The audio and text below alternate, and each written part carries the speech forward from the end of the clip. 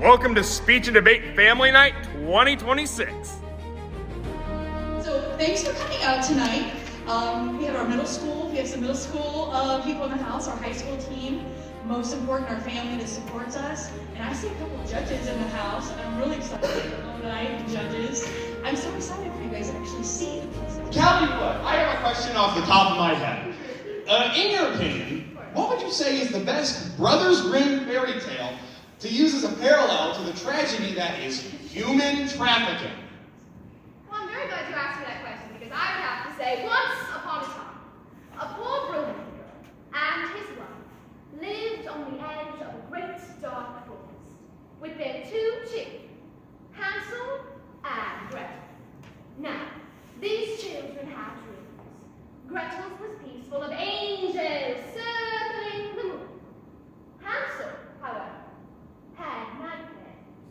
He dreamed of a witch flying on a broomstick with a bag behind her filled with screaming kids. Hansel and Gretel awoke to see a plump white bird sitting on the branch of a nearby tree. The traitorous white bird led them to a path with a house at its center, and a voice that said, "You must come in and have a proper meal." They could have run away, but they were too hungry. So I would say that that's probably my favorite Brothers Grimm tale to use as a parallel to human trafficking. Thank you. That answered it. Very thorough. All right. Okay, guys. So as the new host, I just gotta ask, do you guys have like any questions for the people on stage? Like anybody? I got one. Jet Somerville! I got a question for Evan Butcher. This is also off the top of my head. Is it true that the theater is haunted by the ghost of theater kids from the past? Well, Fletcher doesn't like us to talk about these sort of things. We're really supposed to be quiet about the disturbances. The theater disturbances, as we call them. But you see, this problem got real bad in the past, and now it's back, and it's worse. So I need you to fix this quickly and quietly tonight. You know, it's just occurred to me, we haven't had quite a fully successful test run of our equipment yet. Yeah, why worry? Each of us is wearing an unlicensed nuclear accelerator on our back. What could go wrong? Now that you mention it, we should probably split up. Yeah, so that way we can cause more damage.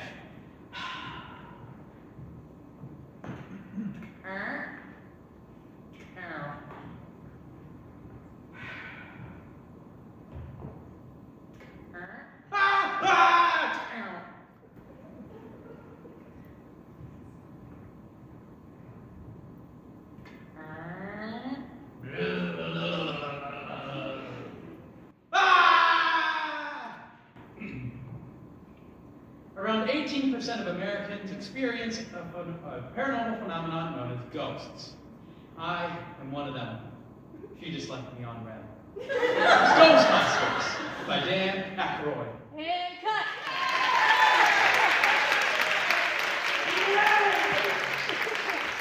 Very good. Thank you, Evan Butcher. Not Chip. Anyway, so now that we've gotten 2 questions down, let's go to our number 3 question. Wow! 3 hands. Eeny, meeny, miny, mo. Catch a tiger. Whatever. Appreciate it. Abby, I have a question. What's your favorite game that you loved as a kid? Well, I wish I prepared better. Like, if only I had time to come up with like a visual representation that could help me explain. Oh yeah, exactly. But I would answer you and say, as a kid, I absolutely loved the riveting, high-stakes, strategy-based game. Guess Who? For those who are unfamiliar, Guess Who is a pretty simple game in which 2 players each select a character, and the other player must ask a series of yes or no questions in order to guess who their opponent chose. Now, my sister and I must have played this game about 1,000 times as kids. And while I never got tired of playing with her. After a little while, the same old questions and characters can get so boring. So soon, we started playing a revised version where we asked incredibly specific questions about celebrity characters. It goes a little bit like this. Does your character look like the kind of guy that only dates women under the age of 25? Oh, yeah. Does your character look like a Scientologist? You bet.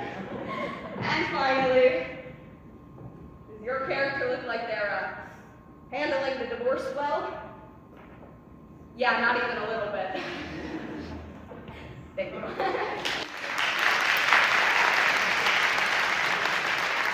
Frankie, people compare today to dystopian reality. When does Hunger Games stop being a metaphor? I didn't have a lot of time to prepare for this. Like Abby said, I really didn't. But Congressman Seth Moulton took to X, formerly Twitter, calling for the prosecution of federal immigration officers. You all are absolute pathetic cowards. ICE is not just making us less safe, they're a threat to the safety and well-being of Americans. On Saturday, a 37-year-old man was shot and later died at the hospital. They're circling back to the hospital. Come on, the hospital, help them, get them out. Miss Everdeen, can you tell everyone what you're seeing right now? Miss Everdeen, what do you want to say? If you think for 1 second that the Capitol will ever treat us fairly, you are lying to yourselves. We know who they are and what they do. This is what they do. And we must fight back. I have a message for President Snow. You can torture us, and bomb us, and burn our districts to the ground. But do you see that? Fire is catching. And if we burn, you burn with us.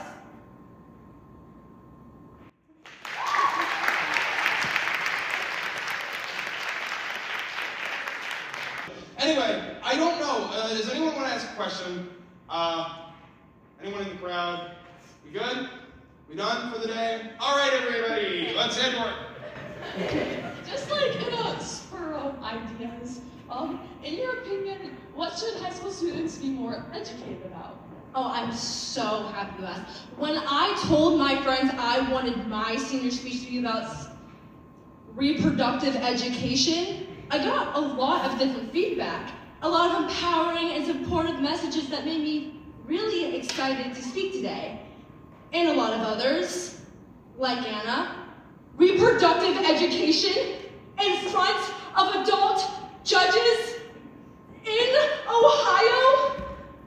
And Maya, you know you're gonna have to give this speech in front of men. God forbid I have men in my rounds, but here I am, giving this speech to adults, young adults, and yes, men, in the middle of the Midwest. Sometimes the most uncomfortable conversations are the most important to have. According to the Guttmacher Institution, a research firm for health, only 39 states mandate reproductive health or HIV education. And out of those 39, only 17 require that information to be medically accurate. America is going through a public health crisis. And I'm not just talking about COVID-19. Our youth today are not getting the proper education to keep their bodies happy, safe, and healthy. And if we do not act now, it will only continue to worsen. Thank you. You have a question? Yes, I do. Really? You sure? Really? Oh, yeah. Oh, thanks. I have a question for Callie and Frank here. So how do you get into a casual throwdown with your OBGYN? Wow. Yeah, so would I. There's the feet, and then there's the hands. Would you like to know the sex? No, I definitely don't want to know. I want Mark and Vanessa to be surprised, and if I know, I'll ruin the whole thing.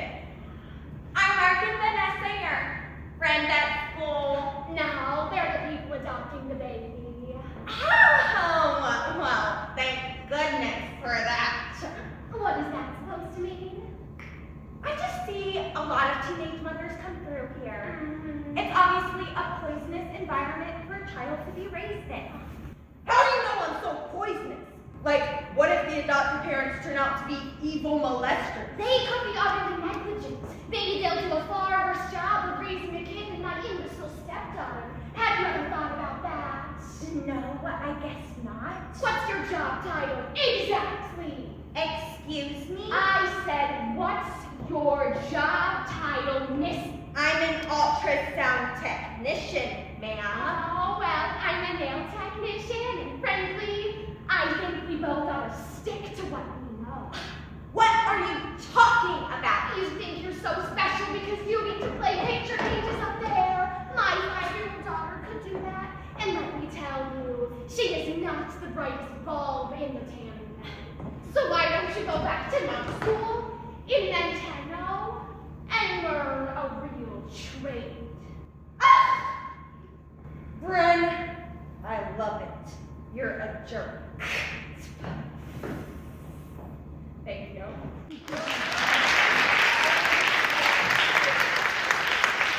Nolan Meyer, as a Congress representative, how do you feel about a bill skyrocketing AI in America?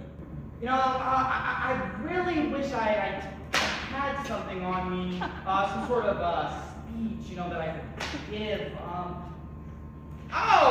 Right here. Representatives, although the intention behind skyrocketing American artificial intelligence may sound appealing, the structure of this legislation creates serious practical and government problems that cannot be ignored. First, this bill grants sweeping authority to a brand new federal agency without clearly defining its limits. Section 2 describes the advancement of artificial intelligence as a wide-ranging set of tasks. That phrase alone should concern every representative in this chamber. I'll say this time and time again. Unspecified legislative wording isn't helping us, representatives. It is intentionally creating uncertainty. Unelected officials are left to decide what advancement means, what ethicality looks like, and what technologies qualify. That is not clarity, and it is certainly not accountability. And yes, while it does give us examples, it says, but not limited to. And so, representatives, we must ask the question, what is the limit? Who decides? Us, the will of the people, or the people that act independently of us, and thereby the people's will. We have seen time and time again that when agencies are given broad, undefined power, they can quickly pass their original purpose. What begins as research oversight can quickly become broader issues. Think of several organizations, over time, reinterpret or expand upon original intents. And because this bill lacks firm boundaries written in the bill, we could just adjust it and create boundaries after hypothetical passage. But that does not mean that we should not at least try to have legislation with specific legislative wording. Does that answer your question, buddy?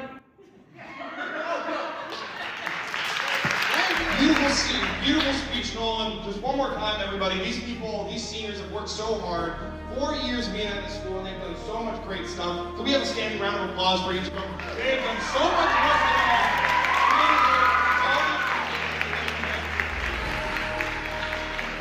Thank you.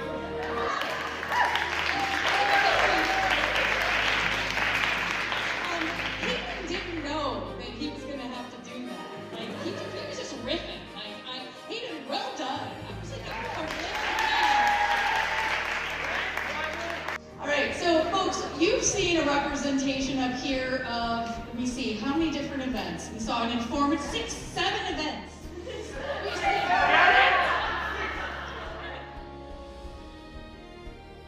That's all from Friends and Family Night 2026 from Norton High School.